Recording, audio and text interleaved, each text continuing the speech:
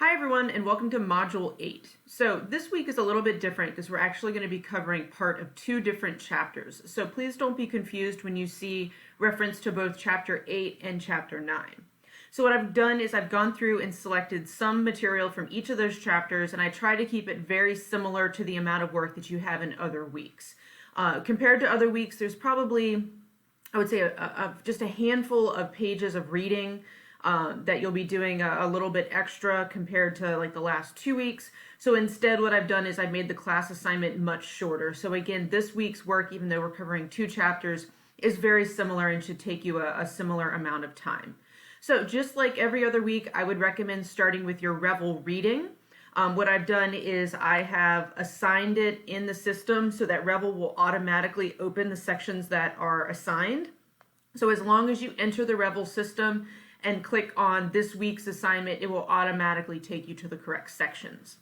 Really the biggest change, or maybe the biggest thing that would be confusing, is that you have essentially two mini Revel quizzes to do. So you'll have a few questions from Chapter 8 when you're done reading that in Revel.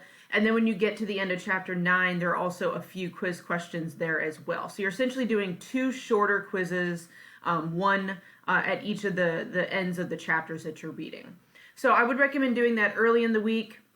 Then I would recommend checking in on the discussion board, as early as you can. This week, what I'm asking you to do is to watch this TED Talk. So if you click this link here, it will open YouTube. And there is a TED Talk by Elizabeth Loftus, who is a famous memory researcher. She's a psychologist. So watch that. I think the video is about 15 minutes long. It's really interesting, so I hope you find it enjoyable. And then I ask you some questions about false memories, kind of reflecting on the things that she said in comparison to what we're learning in Chapters 8 and also Chapter 9. I would say that applies as well. But probably when we're talking about false memories, most of the information will come from Chapter 8. Then midweek, what I would do is go in and look at the PowerPoints. So I posted the PowerPoint slides here. I've combined Chapters 8 and 9 into a single PowerPoint, so you'll find that there. Then what I did was I talked about the Chapter 8 material in one video. I couldn't quite fit all the material for Chapter 9 in the second video. I ran out of time, so there's a few minutes that needed to be put in part 2. So these are the 3 PowerPoint videos for this week. Then when you're done with that, I would recommend looking at the class assignment. Again, I made it much shorter than prior weeks just because I do recognize that you have just a tiny bit more reading than typical. So I want to respect your time and compensate it by making the class assignment just one fairly simple question. I like this question because it kind of integrates information from both chapters. So I would wait until you've looked at both Chapter 8 and 9 before you tackle this question. But essentially, I'm asking you to use dialectical reasoning as a technique to talk about eyewitness testimony. Essentially, can you trust eyewitness testimony? So we're actually using a technique you learned about in Chapter 9 to critique and talk about a Chapter 8 topic. So that's the class assignment. Like always, what I'm asking you to do is open it, fill in your answer to the question, save it as a Word doc, and then upload it before you look at the correct answers, which are posted here. Okay?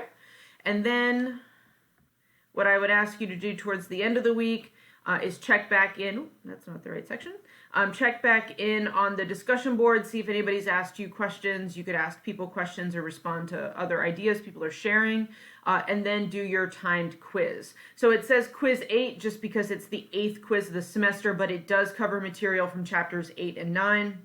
I would say the questions are pretty evenly split between the two chapters. So please make sure you have looked at Chapters 8 and 9 before you do timed quiz 8.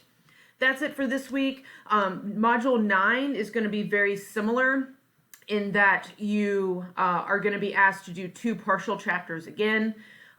Just to kind of remind you, the reason we're doing that is there are too many chapters in your book to cover in this semester by doing an entire chapter each week. So what I've done is kind of highlighted what I think is the most relevant or potentially the most useful to you moving forward into other psychology classes or even other classes in general. So Module 9 is going to be similar, and I'll explain that in the summary video for next week, but that's all I have. I hope you're all doing well. Let me know if you have questions.